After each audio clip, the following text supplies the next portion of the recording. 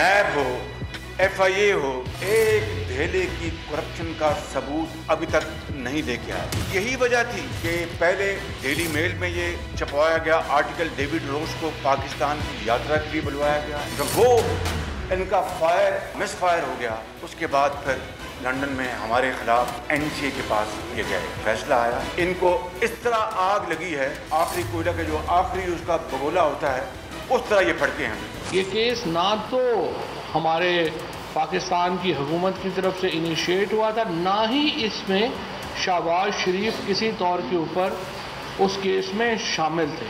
इमरान न्याजी के स्पेशलिस्ट ने कहा कि ये तो मिसयूज ऑफ अथॉरिटी का हमने लिखा था, उसमें मनी लॉन्ड्रिंग तो हमने नहीं कहा था, लिखा है इसमें एंड एसोसिएटेड मनी लॉन्ड्रिंग। जो शहबाज शरीफ साहब का मुकदमा है वो पाकिस्तान में है।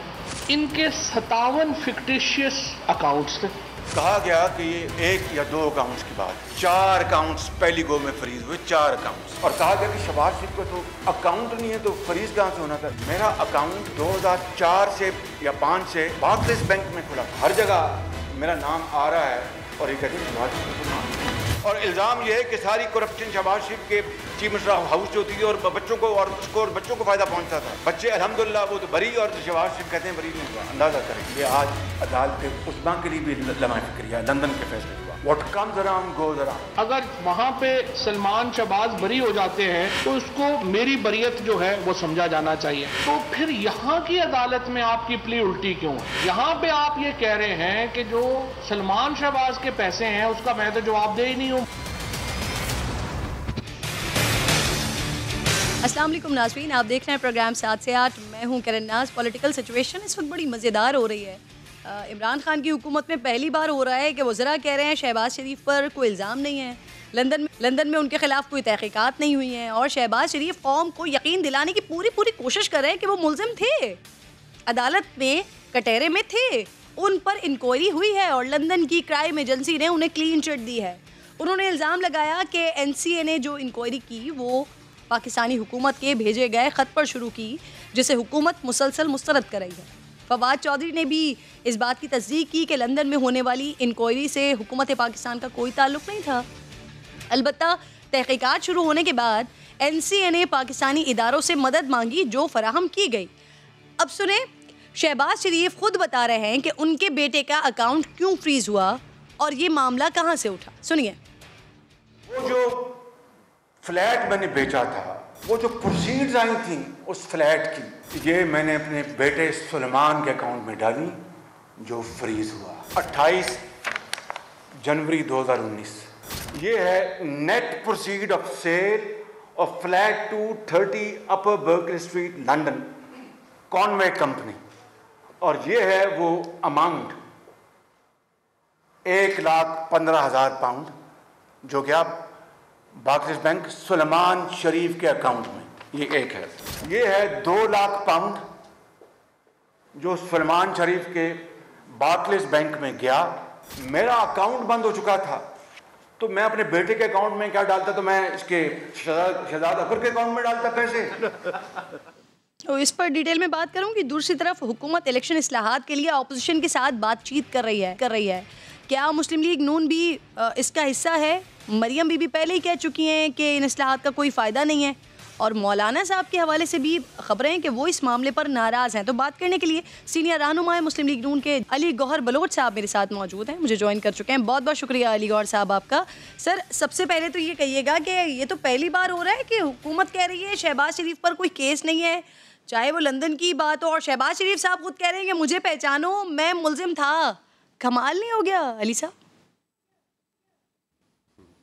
बिस्मिल्लाहिर्रहमानिर्रहीम। देखें किरण, बात ये है कि इनके वज़रा का तो रोज़ ये वतीरा है कि ये लाइन में खड़े होकर झूठ बोलते हैं, और फिर ये पहली दफ़ा नहीं हुआ, ये कई चीज़ों से आपको पता है कि अपने ही बयानात से ये मुकर जाते हैं। आपने देखा है कि इनके वज़रा की क्या क्रेडिबिलिटी है, जो कि लाइन में खड़े होकर इलेक्शन कमीशन जैसे इदारे को गालियां देते हैं, चीफ इलेक्शन कमिश्नर के ऊपर बहुतान तरादियाँ और धमकियां देते हैं, तो इनकी क्रेडिबिलिटी तो इतनी है। लेकिन एज अ सीनियर जर्नलिस्ट आप भी जानती हैं, और शायद वो लेटर आपकी डाइस के सामने पड़ा होगा जो बैरिस्टर ज़िया ने लिखा, और वो 2 साल पहले लिखा गया था, और उसमें शहबाज शरीफ साहब का नाम इन्होंने ख़ुद लिख के भेजा।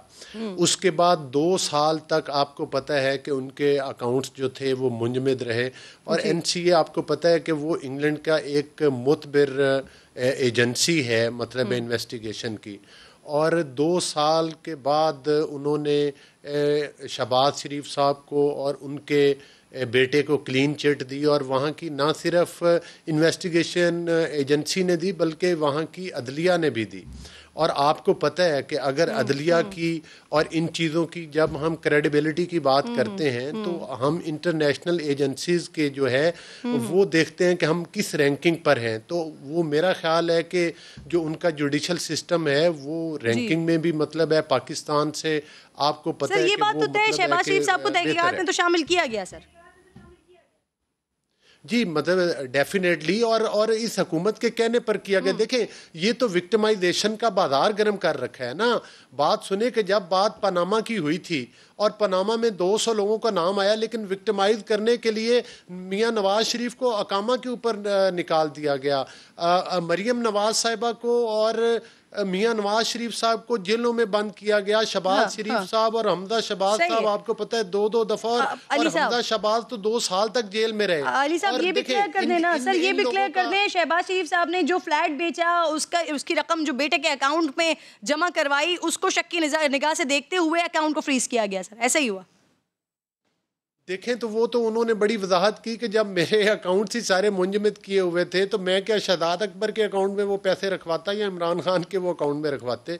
ऑब्वियसली उन्होंने एक चीज ऑन द रिकॉर्ड बेची है और अपने बेटे के अकाउंट में भेजी है, तो इसमें तो मतलब है कि वो कोई ढकी छुपी नहीं बात। वो तो पूरे पाकिस्तान के सामने उन्होंने, हाँ ठीक है सर, हुकूमत एक सवाल उठा रही है कि पाकिस्तान में केसेस में शहबाज शरीफ कहते हैं कि बेटों के नाम पर जो टीटीज आई हैं उनका उससे कोई ताल्लुक नहीं है, लेकिन लंदन केस में बच्चे की बरियत को अपनी बरियत कह रहे हैं सर।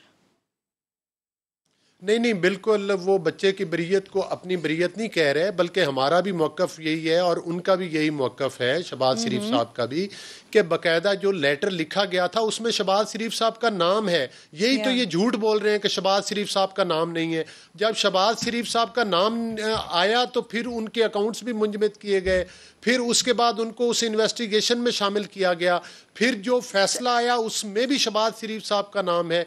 तो ये कैसे कह सकते हैं कि वो सिर्फ बेटे, ये तो फिर इनके वो कह तो रहे हैं कि सुलेमान की बरियत हुई है, तो इसका मतलब ये कि मेरी बरियत हुई है। मरियम साहिबा उनको मुबारकबाद दे रही हैं कि आपको तो अल्लाह ताला ने इंटरनेशनल सादिक और अमीन कर दिया। जब पाकिस्तान में इन्वेस्टिगेशन होती है, पाकिस्तान में बात होती है, तो कहते हैं कि मेरा कोई ताल्लुक नहीं है बेटों की इनकम से। सर किरण, देखें बात यह है कि पाकिस्तान में काश ऐसा हो कि यहाँ पर कोई इन्वेस्टिगेशंस हो और कोई सिस्टम हो। अगर यहाँ पर कोई सिस्टम होता तो आज इमरान खान न्याजी, उसकी बहनें और इनकी पूरी काबीना जेलों के अंदर बंद होती।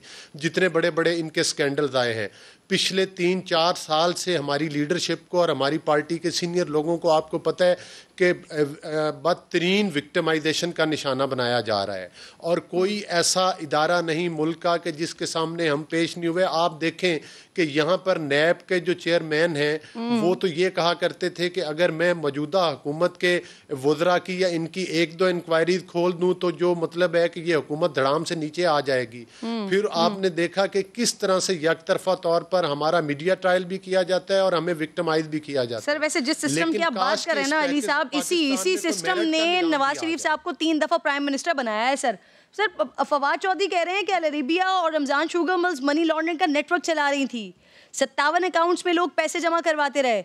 इतनी लंबी प्रेस कॉन्फ्रेंस में सर पाकिस्तान में होने वाले केसेस पर कोई बात नहीं की उन्होंने। किरण, देखें आप एक चीज़ को बड़ी अच्छी तरह से जानती हैं कि जब शहबाज शरीफ साहब जेल में बंद थे और हमदा शहबाज साहब 2 साल बंद थे तो पूरा नैब उनकी इंक्वायरीज करता था। फिर आपने देखा कि FIA के जो पिछले DG थे जब वो फारिग हुए तो उन्होंने फारिग होने के बाद अपने क्या इंटरव्यू दिए और इमरान खान न्याजी उनसे क्या काम लेना चाहता था। जब उन्होंने इनकार किया तो फिर नए डीजी लाए गए और उसके बाद टारगेट शहबाज शरीफ साहब को किया गया। ये FIA वही केसेस जो नैब अदालतों पाकिस्तान की अदालतों में ले जाकर कुछ साबित नहीं कर सका, शहबाज शरीफ साहब तो अदालतों के सामने पेश हो रहे हैं। अगर ये जो बातें आप कर रही हैं और जो इनके वुज़रा की आप बातें बयान कर रही हैं, अगर वो सच हैं तो अदालतों में हम तो फेस कर रहे हैं ना। ये अदालतों में जब नैब कुछ साबित नहीं किया तो अब शहबाज शरीफ साहब को कैद करने के लिए इन्होंने FIA का सहारा लिया है। वो तो अभी भी मतलब है कि सेशन कोर्ट ने उनको बेल दी हुई है, लेकिन आप देखें कि वो रोज तारीखों पे तारीखें भुगत रहे होते हैं शहबाज शरीफ साहब। हम इन तमाम चीजों को जो इन्होंने झूठ का तो हम बात कर रहे हैं कि अब जो इल्जामात लगाए गए हुकूमत की तरफ से जितने भी वो अब तक कुछ साबित नहीं कर सके हैं। बिल्कुल ठीक है अली साहब, अब ये बताइए सर, हुकूमत इलेक्शन इस्लाहात के लिए अपोजिशन के साथ राब्ता कर रही है, अपोजिशन के साथ मिलकर बात करना चाहती है, काम करना चाहती है। नून लीगी अरकान भी हुकूमती मुशावरत में शामिल होंगे सर? देखिए बात यह है कि एक पार्लिमानी हमेशा ये तो जो भी असम्बली का बिजनेस है उसको किरण ये बिल्डोज करते हैं। जब इन्होंने बात की कि हम कोई बात करने के लिए तैयार हैं तो हमने तो कहा कि उसमें आपको पता है कि अपोजिशन की एक मतलब कमेटी बनी है जिसमें हुकूमत भी शामिल है। हम इनको बताएंगे कि ये वो कवानीन हैं जिनमें आईनी तरमीम होने वाली हैं और उसमें ये है कि ये बिल्डोज नहीं कर सकते। आज भी अभी भी असम्बली का इजलास चल रहा है और हमें खदशा है कि ये उसमें बिल्डोज करेंगे। अगर ये बिल्डोज करेंगे, पूरी अपोजिशन को एतमाद में नहीं लेंगे तो हम इनका रास्ता रोकेंगे, असम्बलियों के अंदर भी रोकेंगे, अदालतों के जो अंदर होगा वो होगा अली साहब। लेकिन फिलहाल मुशावरत हो रही है नून लीग के साथ हुकूमत की सर? मुशावरत का अमल तो नहीं है। अगर इन्होंने असम्बली में आज पास करवाने की कोशिश की तो फिर ये मुशावरती अमल तो ना हुआ। मुशावरती अमल तो था कि इसको पेंडिंग करते, अपोजिशन को एंगेज करते, हमारे साथ बैठकर बात करते, फिर जो हुकूमत और अपोजिशन की कोई इत्तफाक़े राय के साथ कोई चीज़ों पर अमल दरामद होता तो फिर आप करते। तो ये मुशावरती अमल कहाँ इन्होंने किया? ये अच्छा तो सर, जो कुछ आप लोग बात कर रहे हैं या जो मुशावरत हो रही है या जिसे आप नहीं समझते कि ये मुशावरत है, मौलाना साहब ने इसके ऊपर सर तहफ़्फ़ुज़ात का इज़हार किया है PDM की कमेटी में सर, ऐसा है? जी बिल्कुल। देखें मेरी भी अगर ज़ाती राय लें तो मैं समझता हूं कि देखें हम कमेटी में तो गए लेकिन कमेटी का जाने का फ़ायदा कोई भी नहीं है।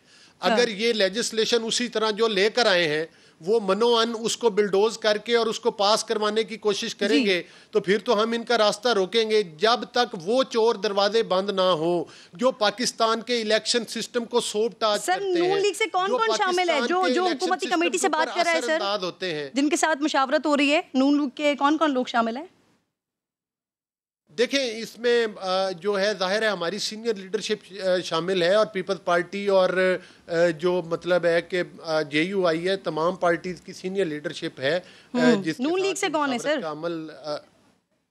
नून लीग से शाहिद खान अब्बासी साहब भी हैं, ख्वाजा आसिफ साहब भी हैं, हमारे सीनियर लीडरशिप है। अच्छा JUI भी है इस मुशावरत के साथ सर, इस कमेटी के साथ? जी बिल्कुल JUI है। JUI के साथ आज भी हमारी ऑपोजिशन लेवल पर भी बात हुई है। लेकिन मैं आपको एक बात बता दूं कि जो भी इस पर ऑपोजिशन का बयानिया होगा वो आपस में मुशावरत के बाद मुश्तरका ही होगा। अली साहब एक आप कह रहे हैं JUI भी है, JUI भी मुशावरत कर रही है, वो भी बात कर रही है, एक तरफ बातचीत हो रही है, दूसरी तरफ वो तहफ़्फ़ुज़ात का PDM की क़यादत से इजहार कर रहे हैं सर।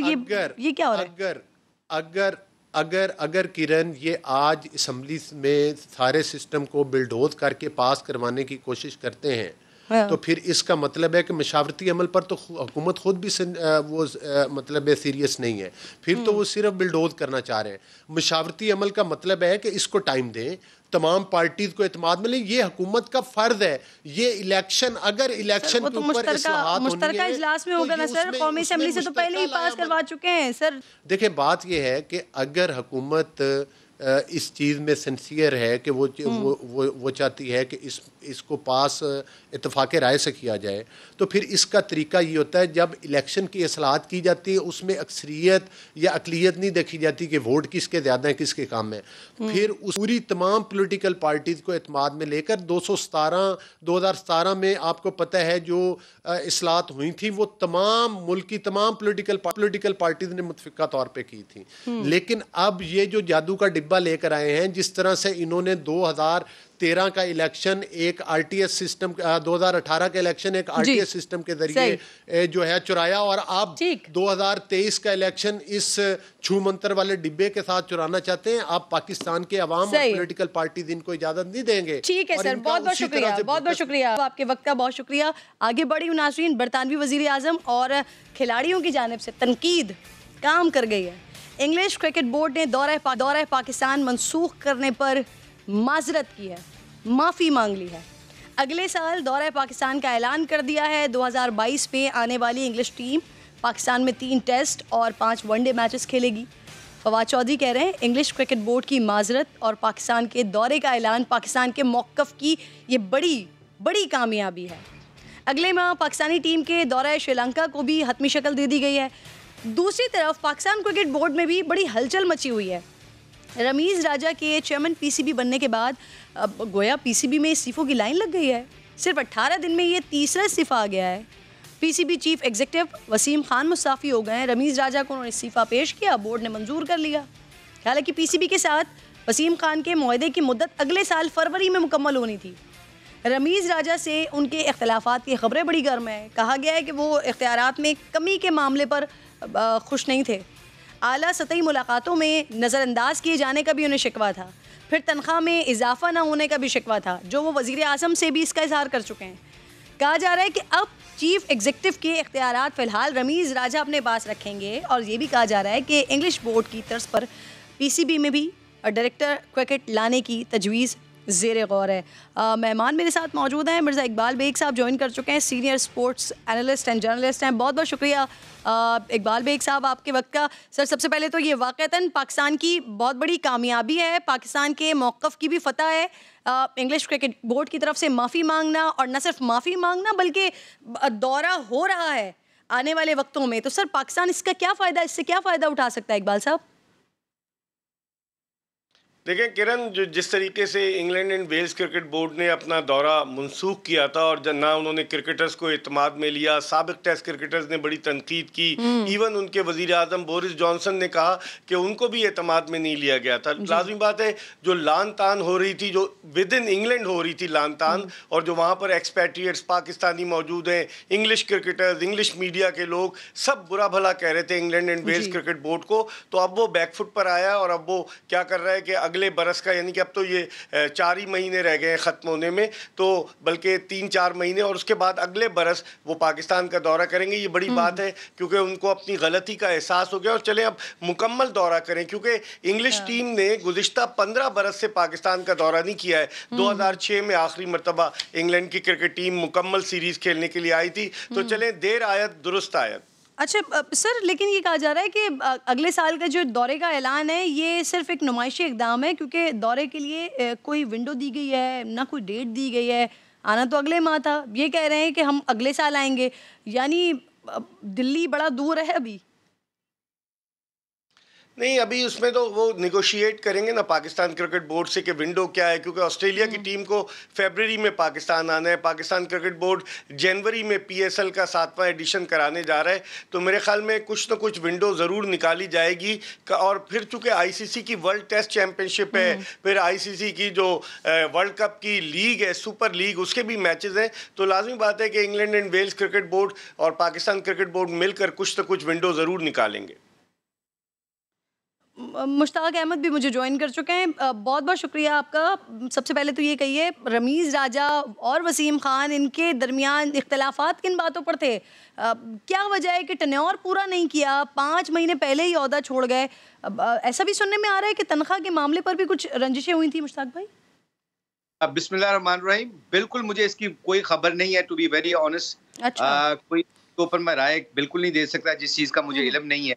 तो आई थिंक इसका आई होपफुली 1-2 दिन के बाद मैं ज़रूर इसके ऊपर, जब मुझे कोई इन्फॉर्मेशन मिलेगी तो मैं आपसे शेयर कर दूंगा। वैसे आपको खबर हो ना हो, लेकिन मिर्ज़ा इकबाल बेग साहब की स्माइल से मुझे लग रहा है कि आपको खबर ज़रूर होगी।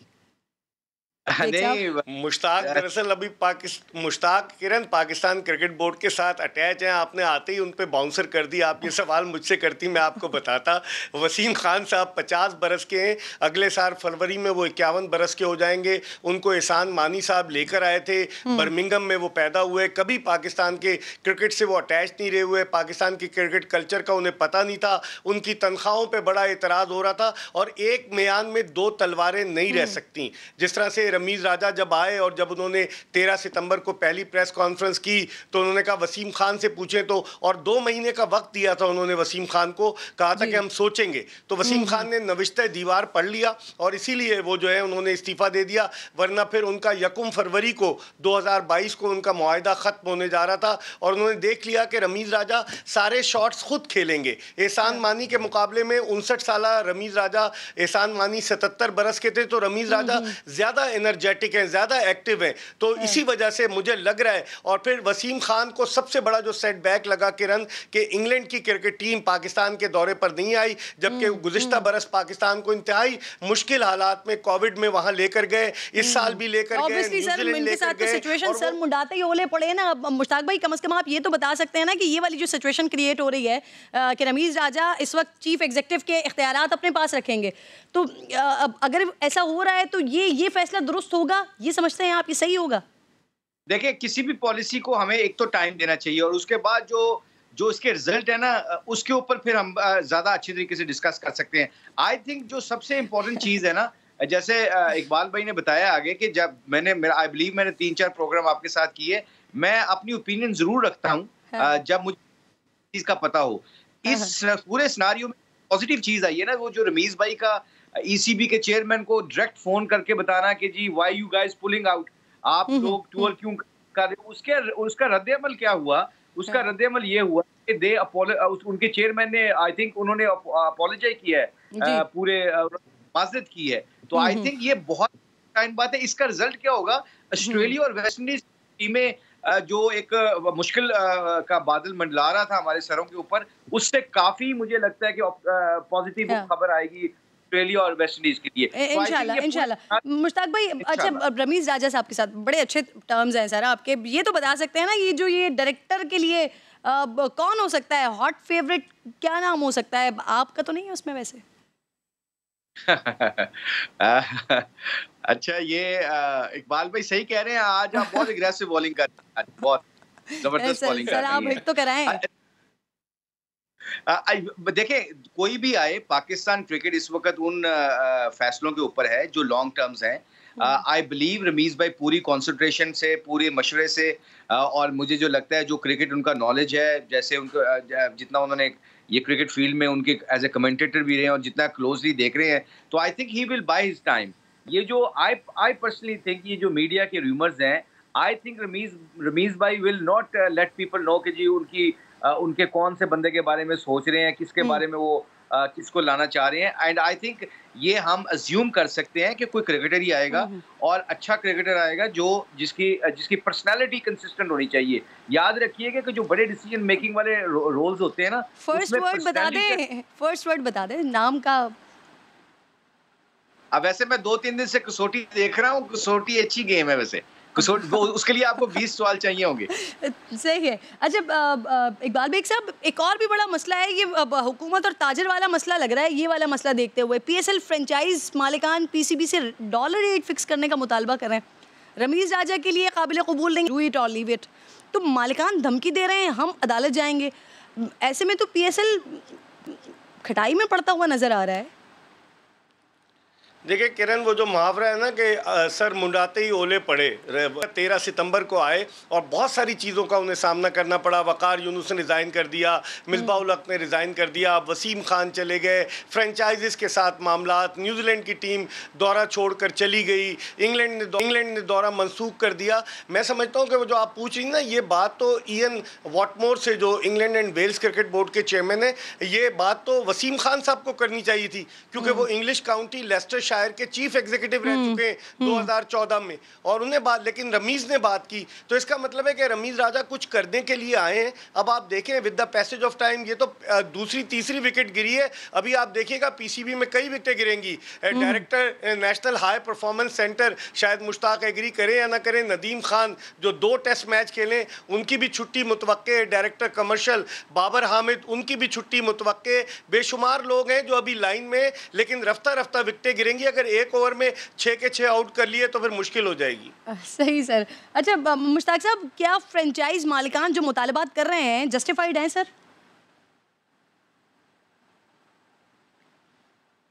क्योंकि मैं इंजमाम के साथ आजकल हूँ तो थोड़ा सा मैं ये दूर हूँ। क्या है वो उनके मुतालबात कुछ यूँ है कि जो आप मैच फी जो आप प्लेयर के साथ फिक्स करेंगे, उसके बाद जब डॉलर का रेट ऊपर नीचे होगा तो वो जो बाकी ऊपर का अमाउंट होगा वो पीसीबी पे करे सर। देखिए ये इंशाल्लाह मुझे इसमें मैं बहुत पॉजिटिव हूँ कि रमीज भाई बहुत कम्युनिकेट करेंगे, और पीएसएल के जो जितनी भी टीमें हैं, क्लियर कह रहे डू इट और लीव इट, कह दिया उन्होंने। Who said this? रमीज राजा। ये कि अच्छा, ये उन्होंने प्रेस में कहा? बिल्कुल, फ्रेंचाइज मालिकान को उन्होंने बड़ा क्लियरली कह दिया है। नहीं, बट ये उन्होंने स्टेटमेंट दिया, मीडिया में दी है स्टेटमेंट। सर उन्होंने अपनी प्रेस कॉन्फ्रेंसेस में बात की है, उन्होंने फ्रेंचाइज मालिकान को ये बात की है। अच्छा, अगर मुझे नहीं वैसे इसी का पता, बट आई बिलीव के हमारे फ्रेंच क्रिकेट जो है वो उन्होंने पाकिस्तान को बड़ा स्टेबल किया हुआ है, तो आई थिंक रमीज भाई विल हेल्प देम, और उनको सुनेंगे भी और उनके साथ कम्युनिकेशन भी बढ़ाएंगे। और कम्युनिकेशन हर चीज का हल होता है, याद रखिएगा। कम्युनिकेशन सारी चीजें ठीक होती हैं as long as we have a very good communication skill होने चाहिए, कम्युनिकेशन स्किल होने चाहिए बंदे के। और आई बिलीव लाइक आप देखिएगा जैसे इकबाल भाई ने कहा है कि रमीज भाई जरूर डिसीजन करेंगे और तगड़े डिसीजन करेंगे, और उसके साथ साथ जो लॉन्ग टर्म्स, मिड टर्म्स और जो शॉर्ट टर्म्स डिसीजन उनको देख के फिर वो आप भी कमेंट कर दीजिएगा इकबाल बेग साहब, ये जस्टिफाइड आपको फ्रेंचाइज मालिकान की बात लगती है? एंड जो मुश्ताक अहमद को इस चीज़ पर उम्मीद है कि मजीद इस पर भी बातचीत हो सकती है और करेंगे, इसको अच्छी तरीके से डील करेंगे रमीज राजा, लगता है आपको? बिल्कुल किरण, पाकिस्तान का ब्रांड बन चुकी है पीएसएल। ये मामला तो जब वसीम खान और एहसान मानी के दौर में फ्रेंचाइज मालिकान ने अदालत चले गए थे, और फिर अदालत ने मशवरा दिया था कि आप लोग म्यूचुअल अंडरस्टैंडिंग से मामला हल करें। तो मुझे लग रहा है क्योंकि पीएसएल की फ्रेंचाइजेज और Pakistan cricket board they should be on the same platform, एक ही जगह होना चाहिए। तो मुझे लग रहा है कि ऐसा तो नहीं होगा ना कि फ्रेंचाइजेज को सुर्ख झंडी दिखा दें और इस पीएसएल को तबाह कर दें। 2016 से ये हो रही है, मेरे ख्याल में मामला सेटल हो जाएंगे। ठीक है, बहुत बहुत शुक्रिया आपका। मीडिया से उन्होंने बात नहीं की थी, लेकिन ये जो खबरें आ रही थी मुझे अभी क्लियर किया गया। मुश्ताक अहमद साहब, आप पूछ रहे थे ना कि उन्होंने वो leave it and do it वाली बात कहाँ पर की है, तो उन्होंने ये इनसाइड स्टोरी आई थी हमारे पास कि इस तरह की बात, उन्होंने इस तरह का स्टेटमेंट दिया। बहरहाल जी, दोनों मेहमानों का बेहद शुक्रिया। नूर मुकद्दम कत्ल केस के हवाले से बात करूँगी, लेकिन एक छोटे से ब्रेक के बाद।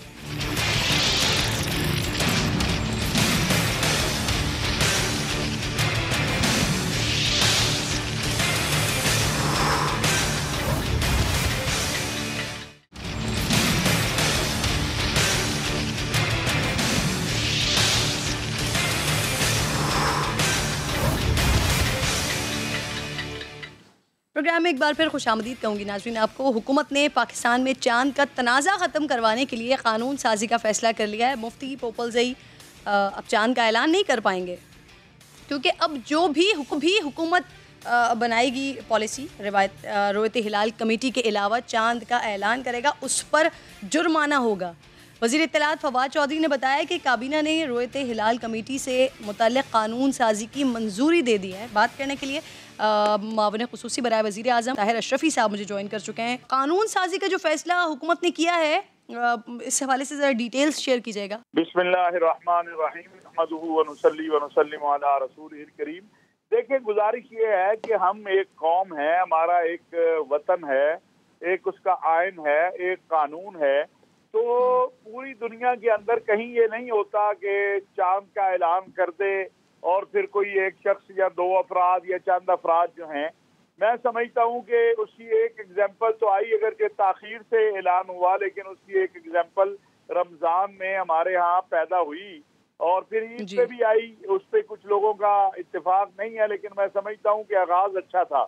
अब उसमें मसला सिर्फ इतना है कि कानून साजी पर अमल दरामद होगा, और कानून साजी का मकसद ये है कि एक कौम के तौर पर हमारी ईद, हमारी जो है रमजान, उसमें कोई खलल ना आए।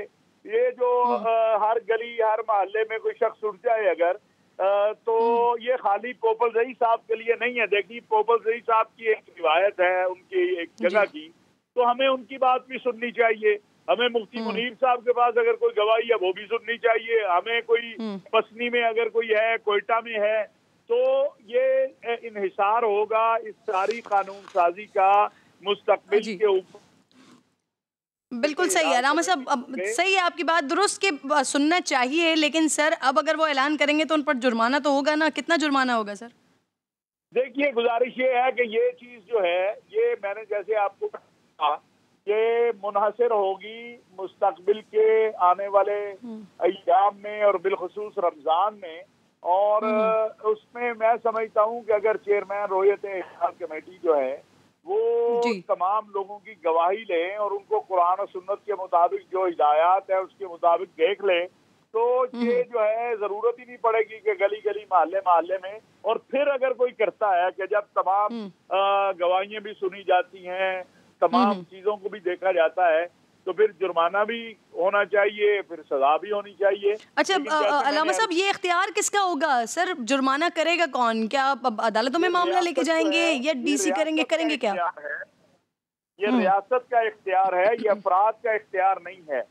और रियासत ही जब ऐलान करेगी, जब रियासत अपने बाहों को खोल देगी, और रियासत का एक इदारा है रोयत हिलाल कमेटी, जब वो सारे पाकिस्तानियों को इक्वल समझेगा और जो कानून है और जो ज़ाब्ता है और जो शरीयत कहती है उसके मुताबिक फैसला होगा, तो फिर उसके बाद अगर कोई इंतशार की कोशिश करेगा तो फिर रियासत जो है उसके खिलाफ एक्शन लेगी। अलामा साहब, अब काबीना ने मंजूरी तो दे दी, इस पर ड्राफ्ट वगैरह भी तैयार हो गया है या करेगी अभी कमेटी सर?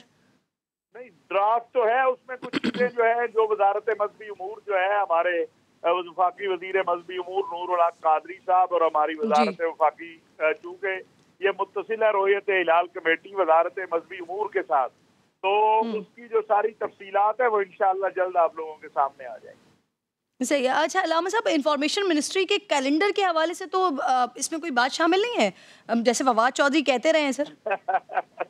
देखें, फवाद चौधरी साहब मेरे भाई हैं, और वो साइंस मिनिस्ट्री में जब थे तो उन्होंने कोशिश की एक, यानी इसमें कोई, मैं समझता हूँ टकराव नहीं था। कुछ मीडिया भी अपनी लज्जत लेने के लिए टकराव की कैफियत बनाता है।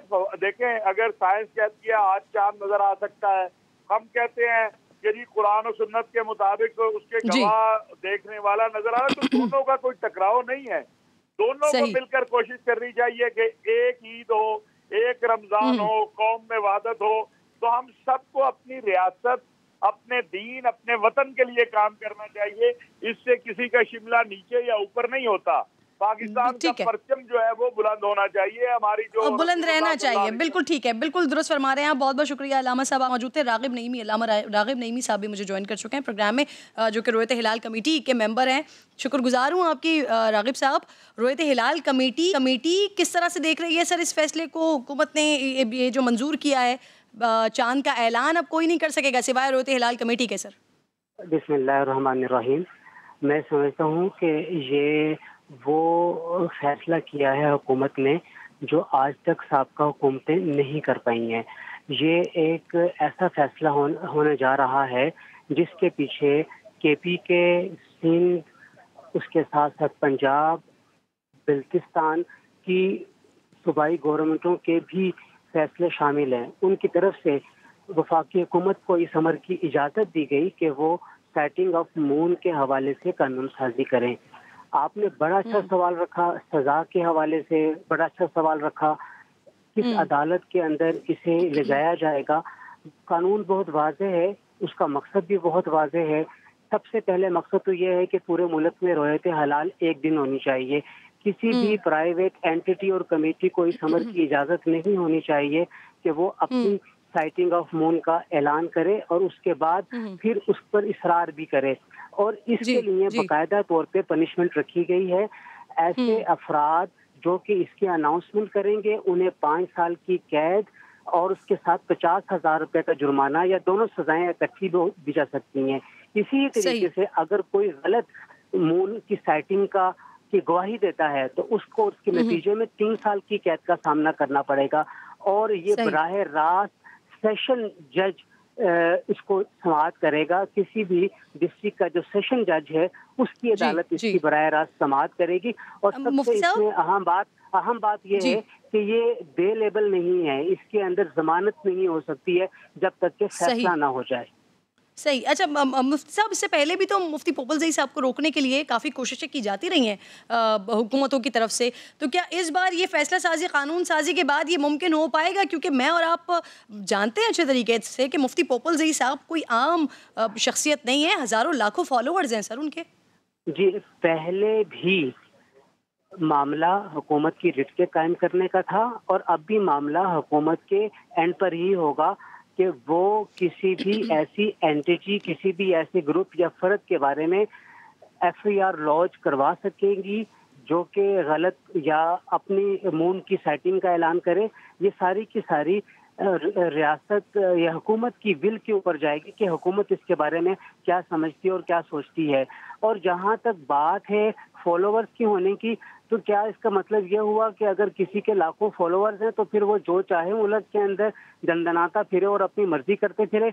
मैं समझता हूँ कि ऐसा कतई नहीं होना चाहिए। हमें जत्थों की फौज तैयार करने की बजाय सबको कानून के दायरे कार में लाना चाहिए। और कानून बनाने का मतलब ही ये है कि जो इस कानून के अगेंस्ट जाएगा उसको करारे वाक़ई सजा मिलेगी और पूरे मुल्क में जो तमाशा बन जाता है। रागिब नईमी साहब, आप रोयत हिलाल कमेटी के रिप्रेजेंटेटिव हैं सर, आप कह रहे हैं कि ये बेहतर फैसला, अच्छा फैसला हुकूमत की जानिब से लिया गया है कि अब अगर कोई ऐलान करेगा तो उसे 5 साल कैद, 50,000 रुपये जुर्माना, और दोनों चीज़ें एक साथ हो सकती हैं। और सबसे इंपॉर्टेंट बात यह है कि जो सज़ा होगी जब तक इसका मुकम्मल तौर पर फैसला नहीं हो जाता, काबिल ज़मानत नहीं होगा ये पूरा मामला। बहुत बहुत शुक्रिया रागिब नईमी साहब, आप साथ आगे बढ़ रही हूँ। नाज़रीन, एक और ऐसा वाक़या जिस पे तमाम पाकिस्तानियों की नज़रें लगी हुई हैं कि आखिर इस केस का फैसला क्या होगा, कब होगा।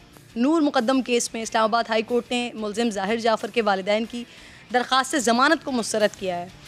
अदालती फ़ैसले के मुताबिक बादिउन नज़र में ज़ाहिर जाफ़र के वालिदैन आनते जुर्म के मुर्तकिब हुए हैं।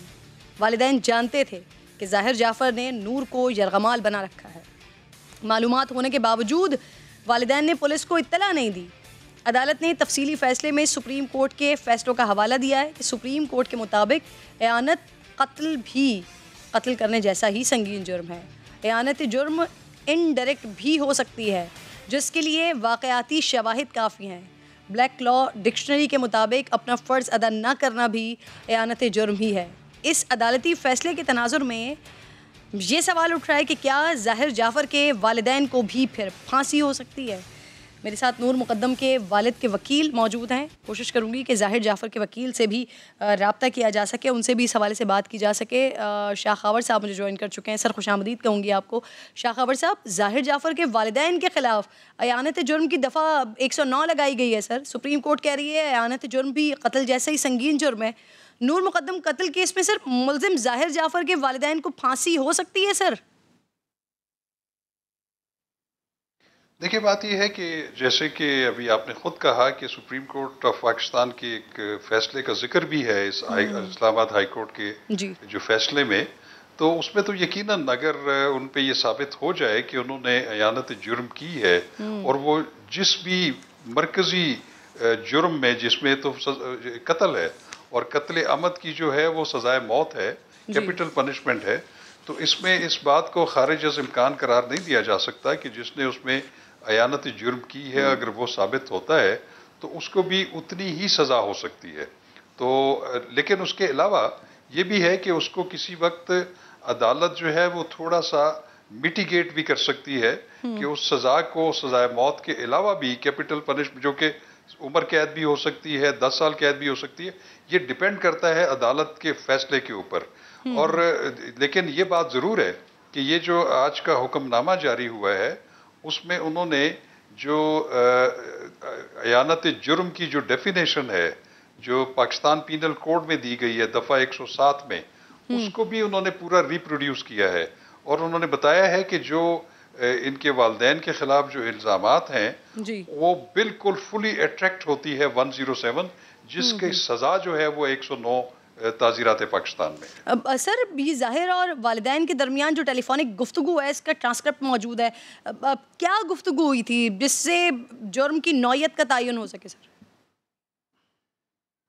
देखिए, उसका ट्रांसक्रिप्ट मौजूद नहीं है। जो कॉल रिकॉर्ड डेटा है उसमें सिर्फ ये शो हो रहा है कि किस वक्त में इनके वालिदैन ने, वालदा ने, वालिद ने मरकजी मुलज़िम के साथ वक़ुआ से पहले और वक़ुआ के बाद कितनी ड्यूरेशंस की कॉल हुई है, और वो बड़ी मानी खेज हैं कि। और दूसरी सबसे इम्पोर्टेंट बात यह है कि जब कत्ल से तकरीबन 1.5 घंटा पहले जब मुतवफ़िया ने, नूर मुकद्दम ने अपनी जान बचाने के लिए पहली मंजिल से छलांग लगाई और भागने की कोशिश की, तो इसकी इत्तला जो है उनके मुलाजिम ने उसी वक्त उनके वालिदैन को टेलीफोन के जरिए कर दी थी, क्योंकि न सिर्फ सीसीटीवी कैमरा बल्कि कॉल रिकॉर्ड से भी ये जाहिर हो रहा है। तो उसके बावजूद भी उन्होंने कोई ऐसा एक्शन नहीं लिया, ना उनको हिदायत की, ना खुद उन्होंने पुलिस को इन्फॉर्म किया, क्योंकि उसमें अगर तो वो बर वक्त पुलिस को इन्फॉर्म कर देते या अपने इवन मुलाजमीन को हिदायत कर देते कि आप इसकी रिपोर्ट पुलिस में करा दें,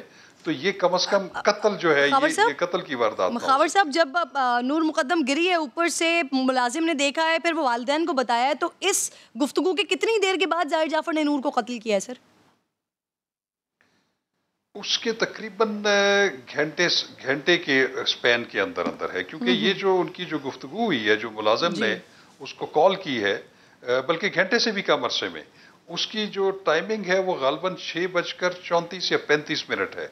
और जो शवाहिद मिल रहे हैं कत्ल की वारदात जो है वो तकरीबन 7:15 बजे के करीब जो हुई है, क्योंकि 7:15 और 7:30 के दरमियान जो मरकजी मुलजिम है ज़ाहिर जाफर, उसका किसी भी कॉल रिकॉर्ड मौजूद नहीं है। तो वो एक गैप, और वो एक ऐसा एक गैप मिल रहा है कि जिसमें ज़्यादातर जो है इम्कानात है कि उस वक्त वो कत्ल हुआ है। सही। अच्छा सर, नूर और ज़ाहिर के मोबाइल फ़ोन्स डिकोड हुए, फिर जाए वक़ुआ से पुलिस ने ज़ाहिर का लैपटॉप भी अपनी तहवील में लिया था, तो उससे कोई ऐसा मवाद मिला है जिससे केस से जिसका ताल्लुक हो सर?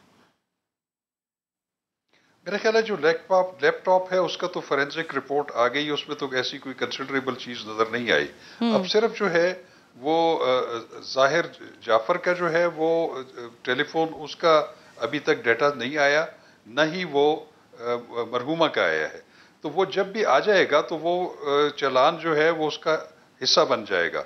लेकिन मैं आपको ये बात बताऊं कि अगर इन दोनों चीज़ों को अगर बीच में से एक्सक्लूड भी कर दिया जाए, तो इस वक्त तक जो 95% जो तफ्तीश है वो बिल्कुल मुकम्मल है। जितनी वाक़याती शहादतें हैं वो बिल्कुल चालान का हिस्सा हैं, जितनी साइंटिफिक बुनियादों पर शहादतें इकट्ठी की गई, फोरेंसिक साइंस लेबॉर्ट्रीज की जो रिपोर्ट्स हैं, वो तमाम जो है वो एक बड़ा मजबूत इस्तगासा का केस जो है वो बनाती है मुलज़मान के खिलाफ, और मैं समझता हूँ कि वो काफ़ी होगा इनको सख्त से सख्त सजा देने के लिए। अच्छा सर, नूर के कत्ल से पहले ज़ाहिर जाफर का अमेरिका जाने का प्लान था, जो फिर पैन मौके पर ही मनसूख हो गया था। अमेरिका क्यों जाना चाहता था, ये पता चल सका? फिर क्या नूर के कत्ल करने के इरादे से ये दौरा सर कैंसिल किया गया है? नूर का कत्ल प्लांटेड मर्डर था, कहा जा सकता है सर? देखिए बात यह है कि ये तो बिल्कुल रिकॉर्ड पे ही बात मौजूद है कि, और बल्कि सीसीटीवी रिकॉर्डिंग में भी है कि वो वहाँ से एयरपोर्ट के लिए दोनों रवाना हुए थे, और फिर उसके बाद थोड़ी देर के बाद वापस आए, और फिर जब नूर ने वहाँ से भागने की कोशिश की तो उसने यरगमाल बना लिया। तो वो जो उसको यरगमाल बनाना या अगवा करने का जो है वो उस वक्त से शुरू होता है। तो वो बिल्कुल इस चीज़ की तरफ जो है ये गमाजी करता है कि उसका ये इरादा था कि वो जब वापस आए तो जब नूर वहाँ से घबराहट के आलम में बाहर निकली तो यकीनन उसको ये पता चल चुका था कि वो उसकी जान के दर पे है। तो उसका ये बिल्कुल इसको हम जो है रूल आउट नहीं कर सकते कि उसका इरादा ये था कि ये 18 तारीख को ही उसको कत्ल करके बाहर कैब में उसका ज़ाहिर अगर सियाती जुर्म कर ले तो इसकी सजा में कमी हो सकती है क्या खबर साहब? नहीं, मेरा नहीं ख्याल कि क्योंकि ये इतना बेईमाना कत्ल है कि इसमें कोई ऐसा नहीं है कि अगर वो एक बाले जुर्म भी कर ले तो वो सख्त से सख्त सजा से नहीं बच सकता। बिल्कुल ठीक है, बहुत बहुत शुक्रिया। प्रोग्राम में आप साथ मौजूद थे, वक्त खत्म हो गया है नाज़रीन, इंशाल्लाह मुलाकात होगी आपसे कल। अपना ख्याल रखिए, अल्लाह ने के बाद।